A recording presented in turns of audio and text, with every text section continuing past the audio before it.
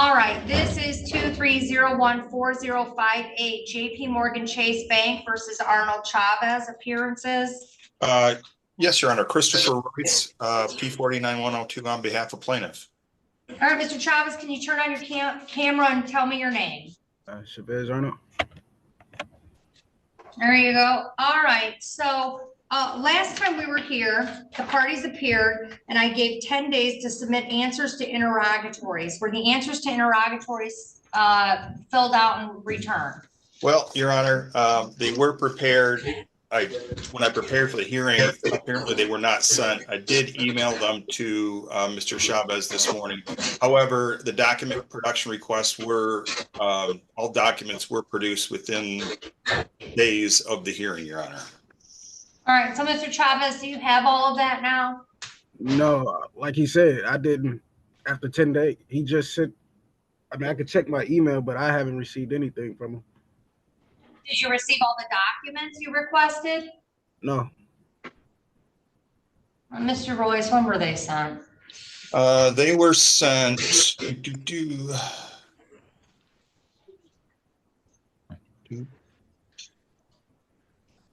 on August 30th. Make sure that I'm. No, we had a hearing on, maybe I have that on 10/24. We were waiting for answers to interrogatories. Yeah, the interrogatories mostly related to whether there's compliance with the UCC and transfer of a note, and whether there was an assignment of debt, which of course there was not here. Were all the documents submitted? All documents, except for he had requested internal accounting records of Chase Bank, just generally, not specific. But the Chase Bank record relative to his account statements were provided. This reminds me of another sovereign citizen who once tried to subpoena every single voter in Harris County, roughly 5 million people. Just like that ridiculous request, this guy's attempt to get access to Chase Bank's entire accounting records is almost certainly going nowhere. Okay. So, Mr. Chavez, what is the defense on this case? What is your defense? Well, I needed to see one of the documents. Well, my defense is that, I've been researching the law and, the powers of the banks. And it's more of a accuracy of the actual accounting that I'm trying to make sure, and make sure that everything is accurate. So it's not my intent to not pay anything, but I need to know, based off the accounting, that I am paying what I'm supposed to be paying. And based off of what they're saying, your last payment, back on 5/15/23, you owed $3,398.36. And they're coming for $3,398.36. That was the balance on the card at that time. That's why I asked questions, Your Honor. You say you gave them 10 days to send it to me. They didn't send it to me. I just got an email this morning. You're not disputing that you had the card, right? But that's not the issue at hand, is what I'm saying. No, it is the issue at hand. The issue at hand is, did you have a credit card? Did you use money on that card? And did you not pay the card off? That's the only question. Right. Those are the questions. Okay, my defense is I am the lender, and they borrowed from me. If there were ever a way to announce that your IQ and credit score are both stuck in double digits, this would be it. This is a classic sovereign citizen argument, especially from the American state national crowd. They believe that whenever someone opens a line of credit, the government secretly deposits money into the bank behind the scenes. Because of that, they think they can later wipe out their debt using imaginary funds from a bank account that doesn't actually exist. What did they borrow from you? My personal security, which I'm entitled to rights to. No, I'm not buying that. No. Listen to me. Listen. It's not about. I have it. I'm going by the law, Your Honor. I'm not just making up anything. No, you're not going by the law. You're making up the law as you go along. You took a credit card on. You agreed with that.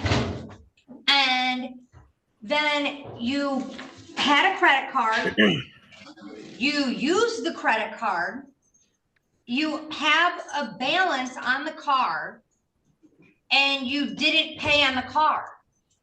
They don't owe you anything. So so when I asked for the application, the evidence that opened up the account, because they go by GAAP accounting principles. If my application opened up the account, that means there will be a credit on my account because that's a cash equivalent. That's what the law says. All right, Mr. Royce, I don't have a motion for summary disposition in the file. Yeah, we talked about that last time, and I was gonna file one, but this hearing was a little bit too early. The motion would have had to been filed the next day. So I did not get that out. All right, motion for summary disposition. We will have a hearing for a summary disposition on 1, 2, 3, 4, December 19th. Can I see that? 1 second. Where did I? 1 second here. I have them. No, wait a minute. December 19th, you're the Okay. It's gonna have to be January 9th. Okay, My clerk's indicating. So. I will get that motion out for right summary away. I had it disposition. prepared, but then I noticed that I didn't have enough time to actually serve it. Yeah, motion for summary disposition, hearing date will be January 9th to 25th.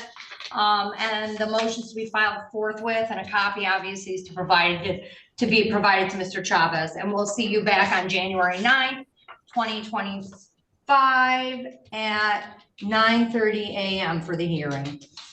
Thank you, Your Honor. All right, we're all set. At this point, the case is basically over. The court has scheduled a summary disposition hearing for January 9th, and I'll keep you updated when that happens. Before moving on though, this genius showed up on the same court docket again with nearly the exact same argument, just against a different credit card company. All right, and I've got Mr. Chavez back. Do I have Discover Bank still? Yes, Your Honor. All right, Mr. Chavez, can you turn on your camera and your microphone, please, sir? All right, we're back on 24010674. The Discover Bank versus Arnold Chavez. Can I get appearances?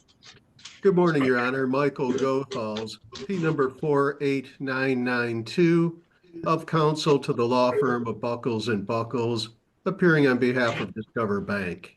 All right, Mr. Chavez, tell me your name. Chavez Arnold. All right, and I know that we had a previous court date on this on October 10th, and the default was filed. And then an objection was filed timely on this case. So we're here to set aside the judgment.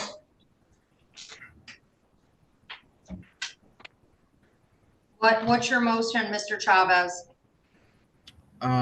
Well, that day, Xfinity, I have Xfinity internet, and it was working in my area. And I have proof of.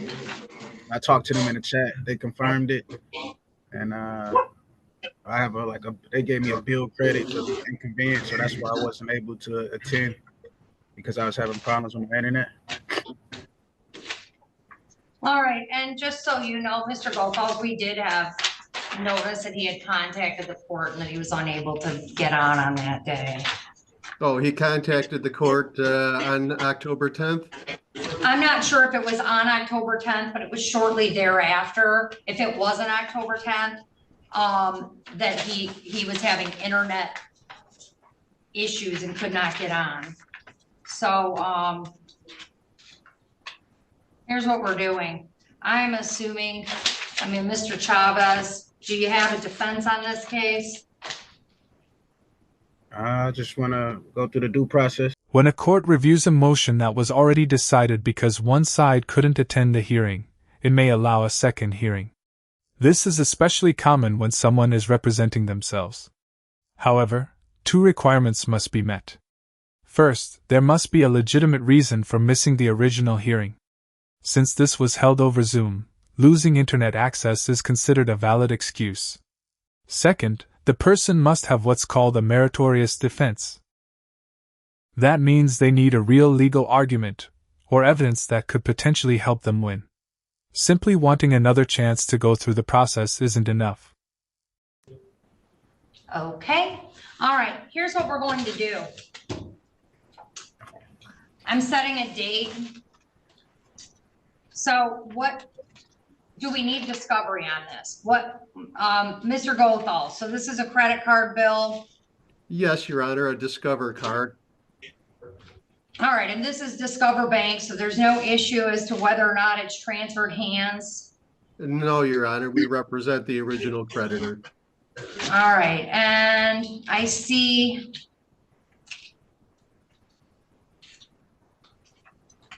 there's an answer file. All right, this is an account stated under MCR 2.116, parent I. This court is making a ruling immediately based on the pleadings.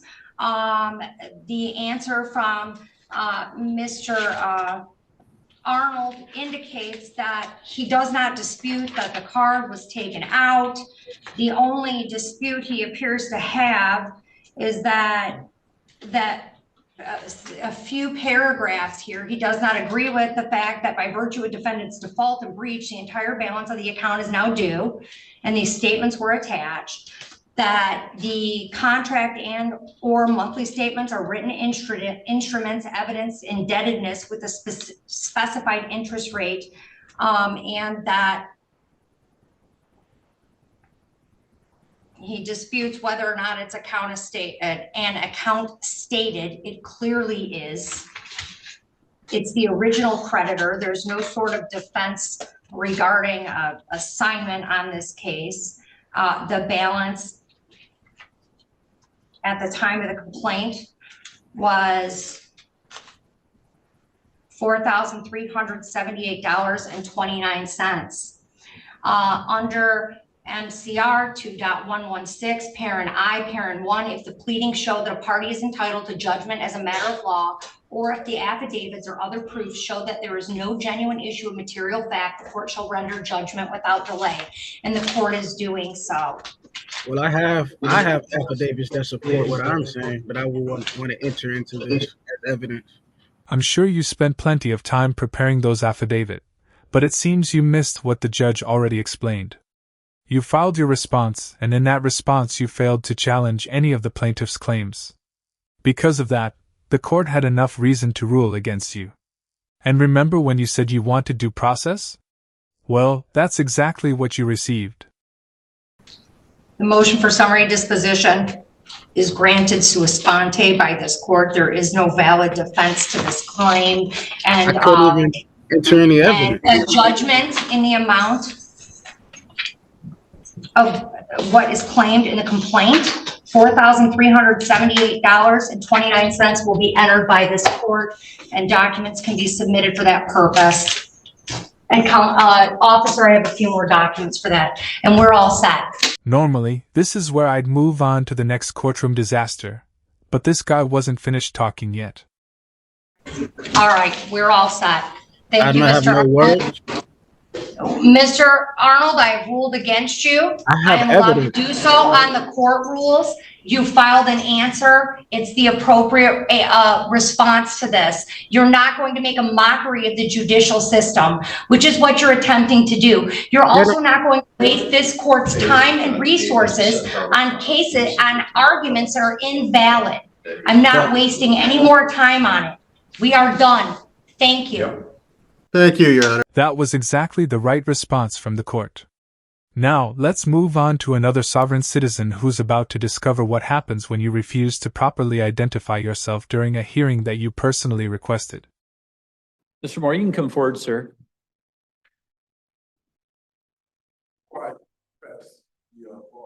Yeah.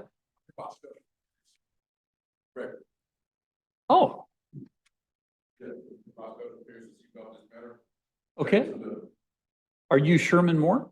I am not. You're not. Okay. And so are you appearing on Mr. Moore's behalf? Yes, Okay. I am, yes, here for that matter to handle the matter that's at hand. Okay. And are you an attorney, sir? I am the attorney, in fact, for the said name at hand here. Okay, so you are an attorney representing Sherman Moore? Yes, I will be handling the case for Mr. Moore. Okay, and are you licensed by the state of Washington to practice as an attorney? I am not licensed or a bar member or a lawyer or anything of the such, but I am here as a beneficiary executive for the said name. A moment ago, you said you were appearing on behalf of the defendant as his attorney, but you know very well that nobody can legally represent another person or even themselves as an attorney without the proper credentials and bar membership. Okay, before I respond, let me see if the city takes any position. Mr. Gunderson, is the city taking any position on the representation of Mr. Moore in this matter? I don't even know if you're appearing on behalf of the city in this matter. Good morning, Your Honor. Will Gunderson, prosecuting for the city. Your Honor, the city does typically appear for the contested hearings in which officers have been subpoenaed. Was an officer subpoenaed in this matter? Yes. Your Honor, the officer is present. Officer Berglund is here.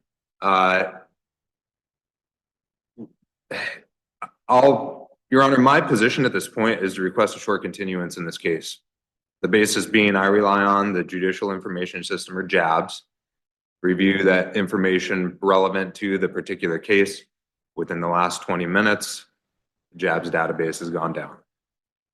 Oh. And See that now. do you take a position on the representative of Mr. Moore appearing in his stead this morning for purposes of the hearing? Your Honor, ultimately, the city would defer to the court on whether or not the individual is present is allowed to act on behalf of the defendant.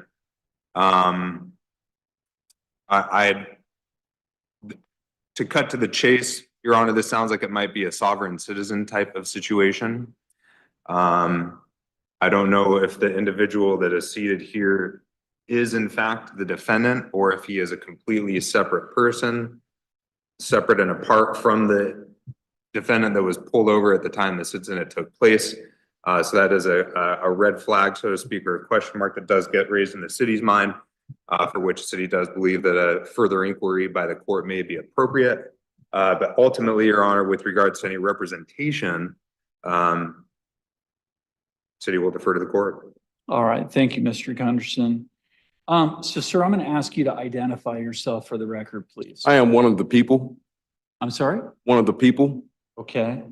Are you or have you been previously named or identified by the state of Washington as Sherman Moore? I am not Sherman Moore, Okay. the entity in which you speak of. Okay. And do you have any relationship to Sherman Moore? I am just a beneficiary of that name. So, let me get this straight. You're willing to accept all the benefits tied to that name, like collecting lottery winnings, but you don't want any responsibility connected to it if laws are broken. When you think about it, that would make life pretty easy if it actually worked. Okay. Well, the problem that we have here is that at this point, based upon the record that I have before me, sir, you are not authorized to represent Mr. Moore as an attorney in this matter because you are not a licensed attorney by the state of Washington. And at this point in time, based on the record, Mr. Moore has not appeared in... Oh, he's right here, sir. Sherman Moore is right here. The name in which you speak, he is right here, sir. Well, that, for the record, you're holding up a piece of paper. Yes, the document, Sherman Moore, the entity in which you speak of, and one in which you tend, or this court intends to charge. So I am just a beneficiary of said entity. That is all. And that's why I'm here. So basically, I'm trying to find out the nature of said charges that pertain to said name. Sure, certainly. Is this a criminal or a civil matter is what I'm trying to figure out here, sir. This is a civil matter. So Sherman Moore, or an individual identified as Sherman Moore, was issued an infraction here in the city of Lakewood on September 5th, 2024, and was ordered to respond to the issuance of that infraction, which it appears that he did, and requested a contested hearing in which he is asking to challenge the evidentiary sufficiency of the information relied upon by the issuing officer who issued the infractions or the issuance of those infractions. But by requesting that hearing, Mr. Moore, or the individual who has issued the infraction named Sherman Moore, indicated that he would appear in person as a living person here in court. And the problem that I have at this point in time is that based upon the record that I have before the court, Mr. Moore has not appeared as a living, breathing human being in this court in response to his request for a hearing. I am simply just a man on the land that is here on behalf of that name as the beneficiary for that name. I understand that. But at this point, There's a claim being made, so therefore, like I said, I'm just here to understand the nature. You say it's a civil, so where is the verified complainant for said charges? The prosecutor has already identified himself, and the police officer who was subpoenaed is sitting right there in the courtroom. If you're searching for the verified complainants, they're probably as close to you as they're ever going to be. the verified complainant is the city of Lakewood, represented by the attorney on behalf of the city, who is seated in the courtroom to your left, appearing down to my right. And Mr. Gunderson, I'm just going to ask you to formally identify yourself for the record. Thank you, Your Honor. Will Gunderson, prosecuting for the city. I am licensed to practice law in the state of Washington. My bar number is 46991. So the plaintiff in this case is the city of Lakewood. They are appearing here this morning through counsel, or this afternoon through counsel. It also appears that the officer who issued the infraction to Mr. Moore is also present in court in response to the subpoena that was issued for his appearance. It appears that the only individual who has failed to appear for this hearing is the respondent, Sherman Moore. And so at this point in time, with the matter having been on the calendar at 10:30 a.m., it's now 12:04 p.m. Given that Mr. Sherman Moore has not appeared in person for this hearing, pursuant to the rules for infractions in Washington courts, the court will find that Mr. Moore has failed to appear and will enter a finding of committed to each of the 5 infractions. And I believe that concludes our court's calendar for today. So thank you all very much. At this point in time, the court will be at recess. Understood, Judge. Oh yeah, I'll do it in the, yep. All right. Court is in recess. Who could have guessed that skipping your court appearance would almost guarantee a loss? The funniest part came afterward. Once the judge finished and left, the sovereign citizen finally seemed to realize he had just learned a very expensive lesson the hard way. So are we continuing or what's?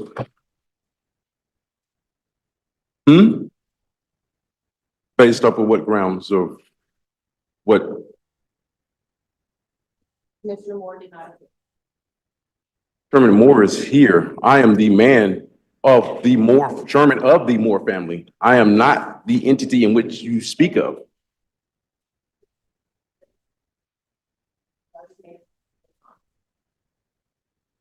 What? What kind of charade show is going on here?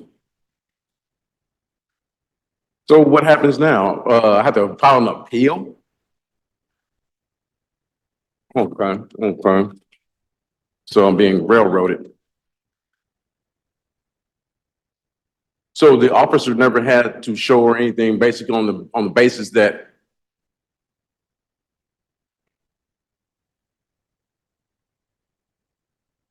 so the witness or the subpoena I never got to cross-examine. No, you absolutely had the opportunity to question the police officer. That's the entire reason he appeared in court. Or maybe, according to your theory, the opportunity belonged to Sherman Moore. But as you've repeatedly claimed, Sherman Moore is just a piece of paper. The problem is that pieces of paper can't speak, identify themselves, or question witnesses. It seems this plan wasn't fully thought through. And that's where we'll wrap up today's video. If there are any new developments involving this individual, I'll be sure to cover them. If you enjoyed the video, hit the like button. If not, feel free to dislike it.